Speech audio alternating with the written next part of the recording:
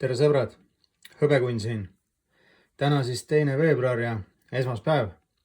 Vaatame üle kulla ja hõbeda untsi hinnad. Üks unts kulda maailmaturu hinna järgi 3950 eurot ja üks unts hõbedat maailmaturu hinna järgi on hetkel 68 eurot. Mis juhtus nädalavahetusel? Miks hinnad nii madalad on? Sellest kohe räägime. Esmalt aga vaatame, mis seal Iraani kandis toimus. Iraani kandis meil hetkel väga uudiseid ei ole.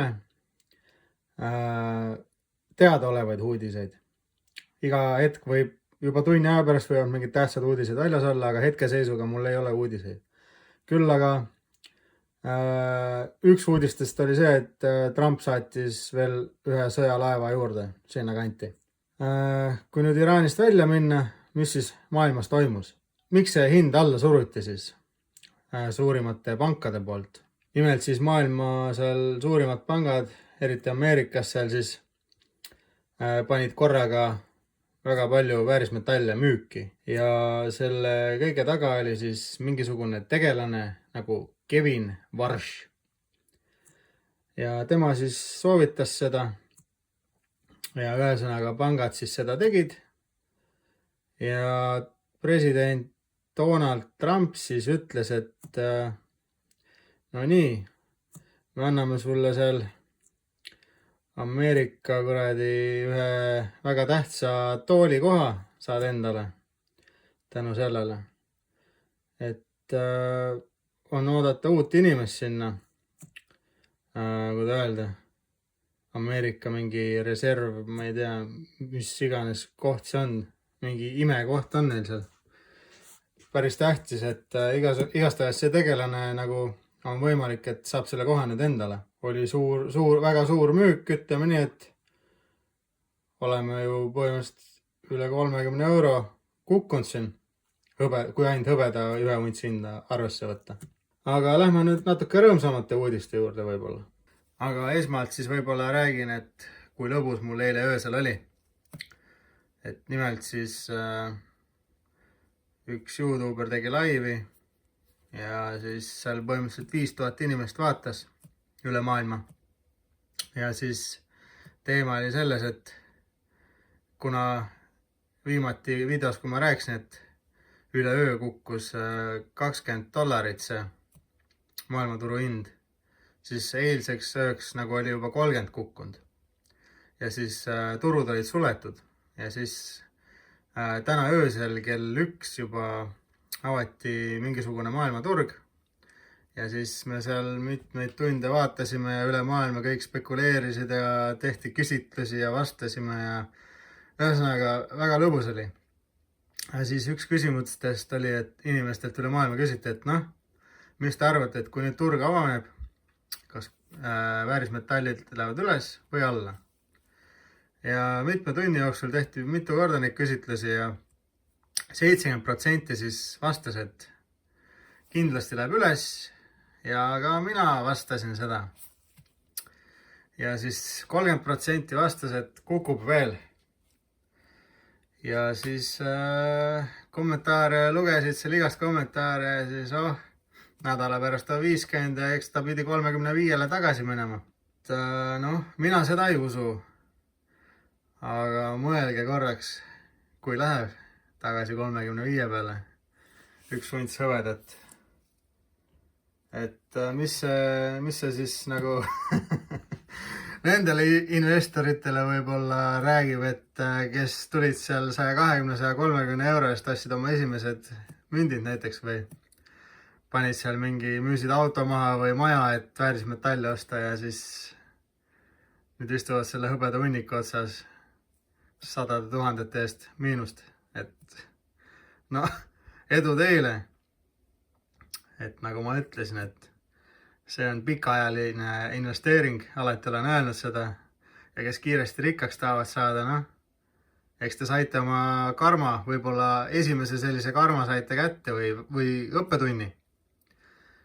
Et jah, pigem siis võtta seda kui õppetunnina.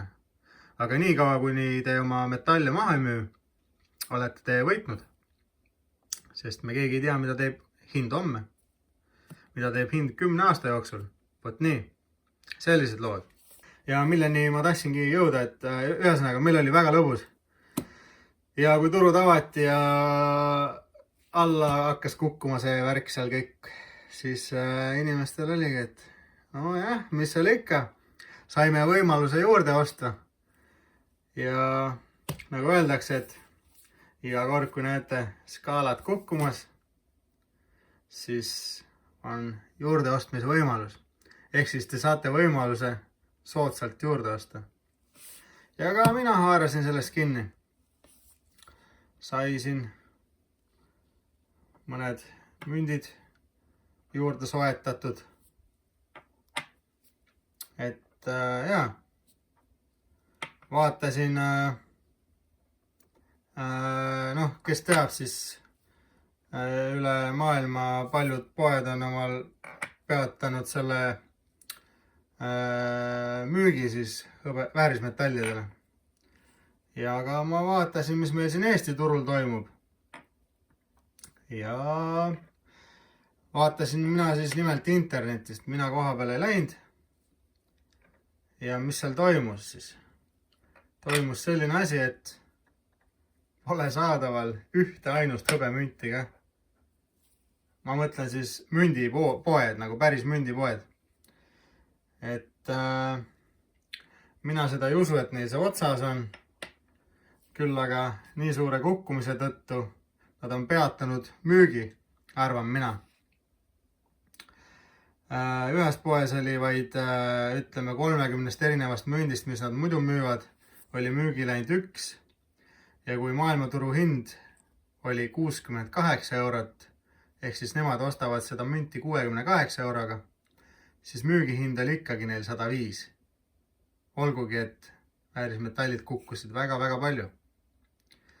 Ehk siis tehke omad järeldused, kas on suur puudujääk meil, kas mündipoed ei taha miinusesse jääda või mis meil siin saama täpselt hakkab. Seda näitab vaid aeg.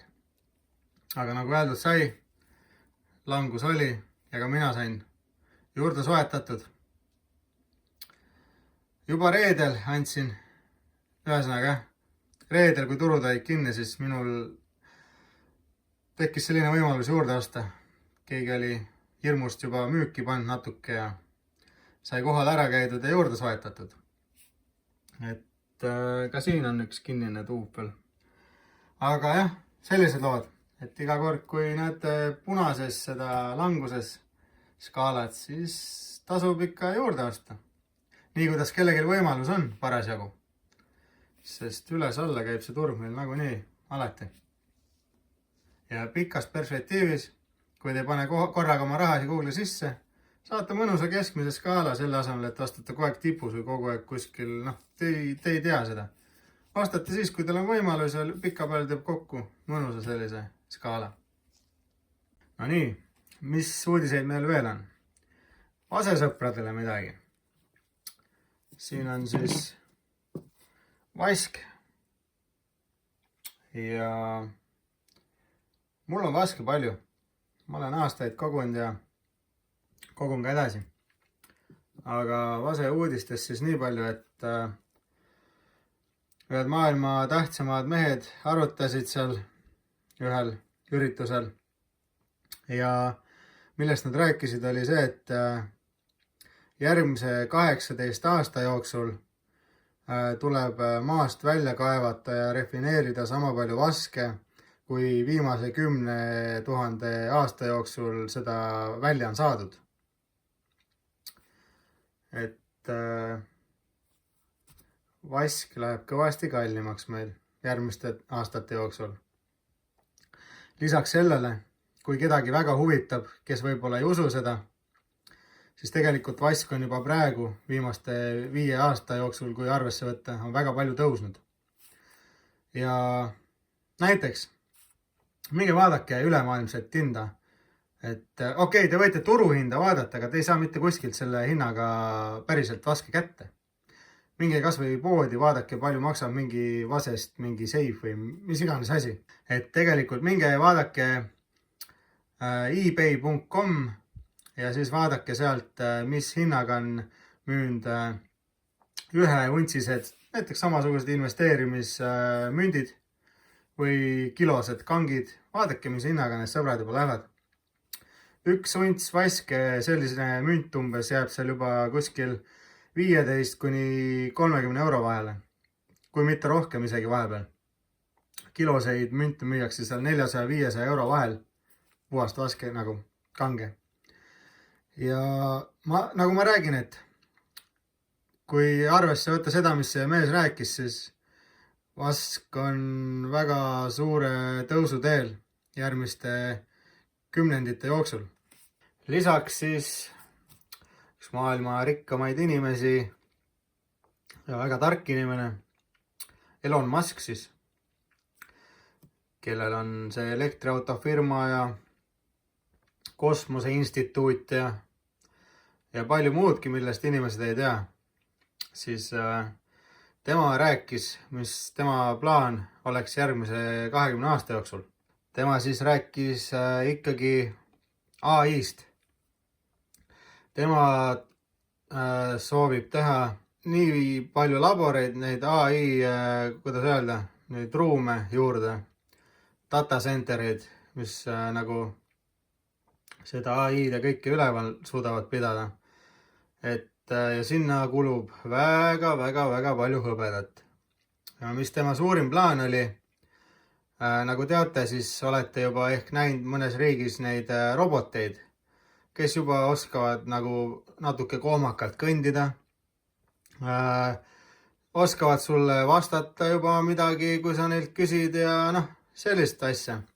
Aga tema plaan siis, ta rääkis, tema järgmine plaan on teha robotid, kes saavad hakkama ise kõndimise, liigutamise, mingi maast asjade võtmise, kõige sellega.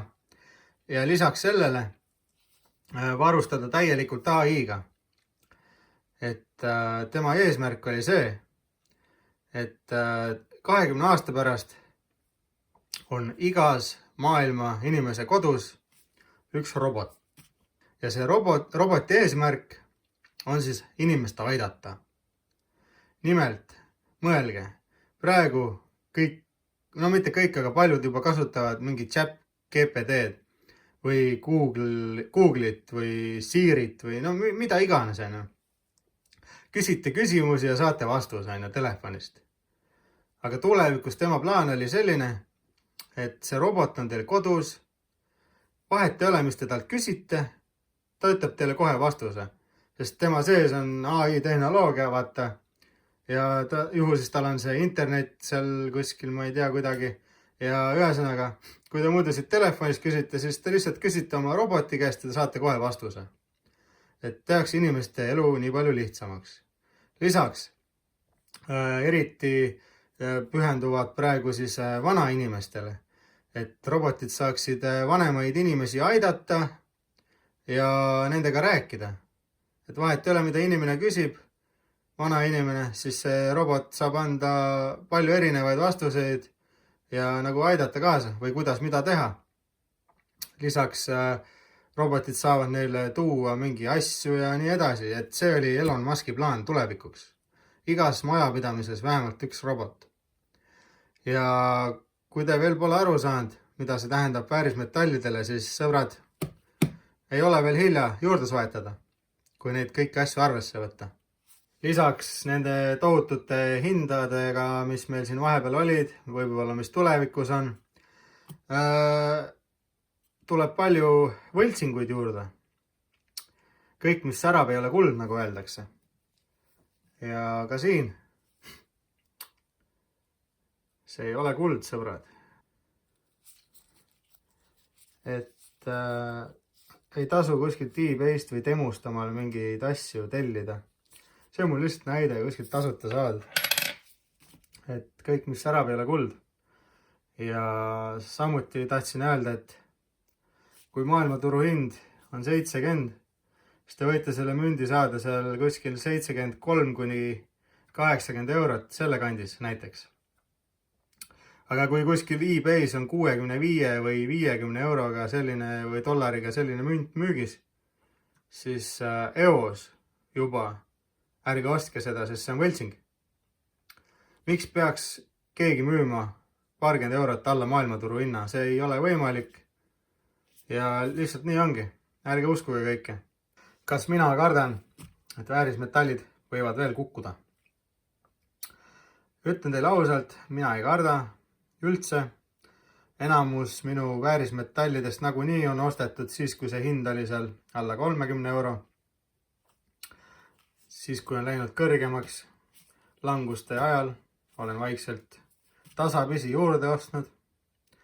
Jah, ostsin ka siis, kui oli 90 eurot münt ja 100 eurot münt ja ei ostnud suurtes kogustes, aga vaikselt. Ja siis tulebki teil ilus selline keskmine. Aga jah, teile, kes te seal assite maailmaturu tipus nüüd ja põete, siis ärge põdege. Teil on ikka need metallid alles, ei ole need kuhugi kadunud. Ja see, mida kuskil aktsiaturul see